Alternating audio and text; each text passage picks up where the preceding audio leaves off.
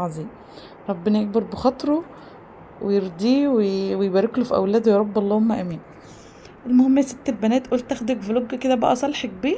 فخرجنا النهارده، مش هيكون محتوى طبخ، مش هيكون محتوى اي حاجه، محتوى هوريكي شويه خضره، شويه حاجات حلوه، وشويه وجوه جديده، على شويه فسحه كده. المهم ان انت تغير جو زيك بالظبط، يعني كأني خدتك معايا الفسحه بتاعتي دي.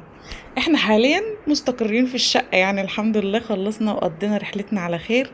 وطبعا اتعرفت على ناس جديدة واتشرفت وزادني شرف ان انا اتعاملت معاهم. فعايزة اقول لكم، لو لسه بقى كده بتشوفي القناة بتاعتي دي لأول مرة، اتمنى منك ان انت تحطي لي لايك كده للفيديو وتشتركي في القناة لو لسه مش مشتركة، وتفعلي الجرس على الكل علشان كل ما انزل حاجة جديدة ان شاء الله توصل. وادعوا لي كده ربنا يثبتني وان انا افضل مستمرة معاكم. فطبعا عايزة اقول لكم، آه اخويا ربنا يبارك لي في عمره يا رب، نزل قابلنا، يعني جه كده قابلنا في المنصورة. فطبعا المصيف بتاعنا على قد الحال، يعني احنا رايحين جمصة، مش رايحين مكان واو ولا حاجة، بس بسم الله ما شاء الله. عايزة اقول لكم الناس اصلا اللي في اماكن تانية سوبر ستار والله بيجوا هنا عندنا في جمصة ويصيفوا هناك. وما شاء الله والله فعلا الجو كان حلو، وكان الأماكن نظيفة بسم الله ما شاء الله. احنا يعتبر كنا في قرية اسمها قرية البستان. ما شاء الله، اللهم صل على سيدنا محمد عليه أفضل الصلاة والسلام وبارك لنا فيه.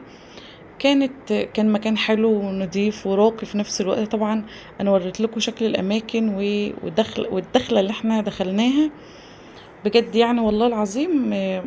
ما تقولي اسكندريه ولا شرم ولا اي حاجه، بصي بيقولك ولا ساحل ولا مارينا جمصة اولى بينا. فوالله العظيم يعني اهم حاجه ان انت تغيري جو، تخرجي الولاد. عايزه اقول لكم والله العظيم انا عن نفسي ما نزلتش البحر كتير، يعني على ما افتكر يعني هما يوم او اتنين يعني اللي انا نزلت فيهم، او يعني ساعه. فهم الولاد هم على طول اللي كانوا حابين ينزلوا، فاهمين ازاي. دي طبعا بقى مرات اخويا، طبعا اخدتها كده ونزلنا، بس بعد ما قفلت الكاميرا نزلت شويه معاها هنا في البسين. وعايزه اقول لكم، فعلا والله العظيم مرات الاخ لما بتبقى طيبه وحنينه كده دي رزق من عند ربنا. والله بجد عايزه اقول لكم ان هي اللي اصرت ان احنا نروح معاها، وفضلت تزن تزن تزن لحد اصلا انا كنت معاها دلوقتي حاليا ومش مصدقه ان احنا معاهم في المصيف، فاهمين ازاي. ليه بقى؟ مش عشان حاجة او كده، عشان بس انا طبعا انتوا عارفين جوزي مش موجود. فاللي هو كان استحالة ان انا اصلا اخرج او اروح يعني في مكان وكده، يعني فاهمين ازاي. بس بما ان بقى كان اخويا مسافر معاهم وكده، فطبعا ربنا اراد وكتب لنا الخروجة دي. عايزة اقول لكم بقى هنا اليوم ده، انا منزلتش في المية خالص، لبست اللبس العادي بتاعي، يعني آه، زي دريس كده، ولبسنا وقعدنا على الشط، منزلناش خالص المية. خدت الولاد ورحنا البحر بقى. بصوا بقى البحر بننزله امتى؟ البحر بننزله كده من اول الساعة 5 او 6 المغرب، يعني ما بنروحش طول اليوم نفضل بقى في المية هناك، فاهمين قصدي. طبعا بقى بيكونوا الولاد اتغدوا في الشقة، وظبطنا نفسنا ومش عارفة ايه، واللي لبس هدوم المية وكده بنروح رايحين بقى، فاهمين قصدي ازاي. ممكن اعمل لهم مثلا سندوتشات، ممكن لو في حاجات بتعدي على شط البحر كده اجيب لهم حاجات برضو من اللي موجودة. تمام. آه هما يومين، بصوا هما يومين حلوين وفي نفس الوقت يومين صعبين ومرهقين قوي قوي، يعني مش قادرة اقول لكم قد ايه. ليه بقى؟ لان انت عاوزة تصيفي لازما يا اما تروحي بطولك كده لوحدك يا ست البنات، يا ما تقوليش اخد ولادي واروح في حتة. وخاصة لو ولادك أشقية قوي قوي يعني، ومش هيطلعوا من البسين او مش هيطلعوا من البحر، او عايزين كل حاجة يشوفوها يركبوها، او فاهم قصدي ازاي. عايزين بيج باجي، عجل، موتوسيكلات، اي حاجة، المهم ان هم راكبين على اي حاجة. فربنا يخلي باباهم طبعا بجد، يعني مخليهمش ناقصهم اي حاجة.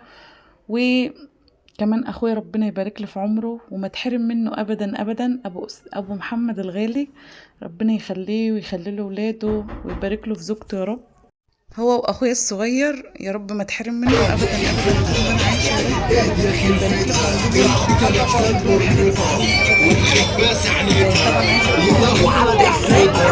له في عمره. اول ما يصحوا على الساعه 12 كده واحده بعد الظهر، المهم بيفضلوا بقى في البسين لحد الساعه 7 المغرب. عايزه اقول لكم والله ده اللي بيحصل. احنا بنيجي بقى ننزل على شط البحر كده من الساعة 5 المغرب او 6، يعني نقعد ساعة كده في الطراوة حبينا ننزل بننزل، ما حبيناش خلاص. بعد كده بقى بنيجي نغير هدومنا، طبعا لو نزلنا البحر بتبقى مبلولة او كده. الولاد طبعا بيكونوا في البسين فما بيقدروش بقى ينزلوا البحر خالص، بنقعد بقى على الشط كده شوية، اللي حابب ينزل بينزل واللي مش حابب بيفضل قاعد بقى على الشط في الهوا كده. المهم بنيجي بالليل بقى الساعة 10 كده بقى، اللي حابب يخرج بنغير بقى للولاد ونأكلهم ومش عارفة ايه. واخويا بقى ربنا يخليه لي يا رب ما تحرمش منه ابدا، عزمنا على السيرك. قطع لنا التذاكر ودخلنا كده كلنا بسم الله ما شاء الله. ده يعتبر السيرك القومي، هو في جمصة، فانا معرفش فيه كذا سيرك ولا ايه الصراحة، يعني انا معرفش والله. المهم اللي انا شفته هو السيرك ده يعني. فهسيبكم بقى تتفرجوا وتتبسطوا، وان شاء الله في تكملة علشان معايا كذا فيديو، فان شاء الله انزله لكم. وبالله عليكم تدعوا لي دعوة حلوة كده بظهر الغيب، ربنا يصلح لي الحال ويبعد عني كل شر انا واولادي وانتم وكل السامعين يا رب العالمين. فاسيبكم بقى كده تتفرجوا وتستمتعوا. على فكرة بيكون في حقوق طبع ونشر على الموسيقى، فاللي قدرت ان انا امنتج الصوت بتاعه منتجته، واللي ما قدرتش هي كده كده الارباح واقفة يا اختي، فما عليكي. المهم ان انتوا تبسطوا وتغيروا جو معايا. عايزه اقول لكم ان انا بحبكم جدا جدا في الله. لو بتتفرجي لحد هنا بقى استحلفك بالله تنزلي كده تكتبي كومنت حلو ولايك حلو منك زيك، عشان دايما يشجعني ويحفزني ان انزل معاكي فيديو. عايزه اقول لكم استنوني في فيديوهات تانية كتير. مع السلامه.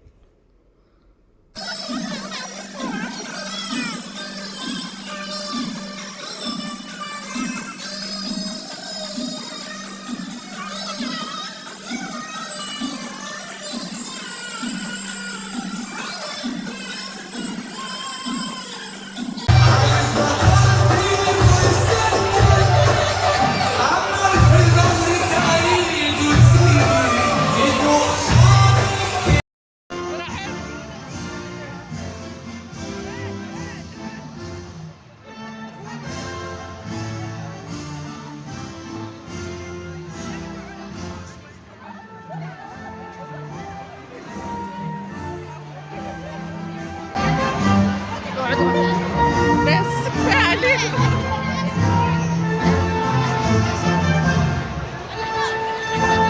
هم واقفين الطابور الصباح.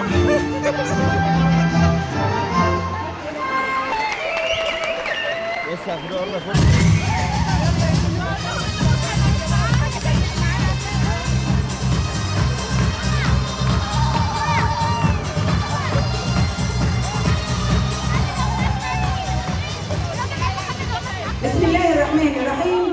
اهلا ومرحبا بكم معنا في السيرك القومي المصري التابع لوزاره الثقافه بسيرك مدينه جمصة.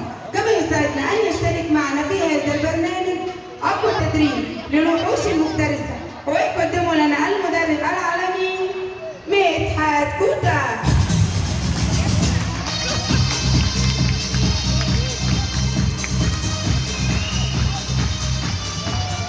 حضرة السادة، مدير عام السيرك الفنان وليد طه، مديرة سيرك جمصة الفنانة ليلى الجوهري، مديرة دار العرض الفنانة طاطا الحلو. والآن نبدأ أولى فقرات السيرك القومي بأجمل استعراض للكراسي